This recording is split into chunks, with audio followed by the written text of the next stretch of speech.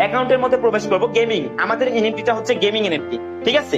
Gaming এর মধ্যে একটু প্রবেশ করলাম, দেখেন এই যে এই অ্যাকাউন্টে যে এনএফটিটা আছে না, এটা ভ্যালু কত জানেন? 100 বিএনবি। এই যে দেখেন অলরেডি আমাদের এই অ্যাকাউন্টে যে এনএফটিটা আছে এটার ভ্যালু হচ্ছে 100 বিএনবি। 1 বিএনবির দাম যদি আপনি $500 ধরেন, তাও দেখা যাচ্ছে 100 বিএনবির দাম হচ্ছে $50,000। $50,000 যদি বাংলা টাকায় কনভার্ট করেন, দেখা যাচ্ছে এই পিকচারটার দাম, জাস্ট এই পিকচারটার দাম হচ্ছে 65 লক্ষ টাকা। জাস্ট এই পিকচারটার দাম। এখন এটা আমরা কোথায় বেচা কেনা করবো?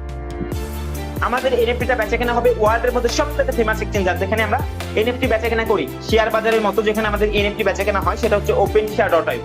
এখানে কিন্তু আমরা ট্রেডের মাধ্যমে এনএফটিটা বেচা কেনা করতে পারবো, ঠিক আছে। OpenShare.io এর মধ্যে একটু প্রবেশ করি, তারপর আমরা দেখবো আসলে এখানে আমাদের গেমিং এনএফটি গুলো বেচা কেনা হচ্ছে কিনা। দেখেন এখানে অসংখ্য এনএফটি আছে, তাই না? এখন এনএফটির ভ্যালু কত দেখেন, এই পিকচারটার দাম জাস্ট 36 ইথিরিয়াম, এটার দাম 48 ইথিরিয়াম, এটার দাম 6 ইথিরিয়াম, এটার দাম 13 ইথিরিয়াম, ঠিক আছে। আমরা যেহেতু গেমিং এনএফটি পাবো, সেহেতু আমরা গেমিং এর মধ্যে একটু প্রবেশ করি। এই যে এগুলো হচ্ছে সব গেমিং এনএফটি। এই এনএফটি গুলোর ভ্যালু কত দেখেন, আমি একটা এনএফটির উপর ক্লিক করি, এই এনএফটির দাম হচ্ছে 1.4K ইথিরিয়াম, মানে 1400 ইথিরিয়াম।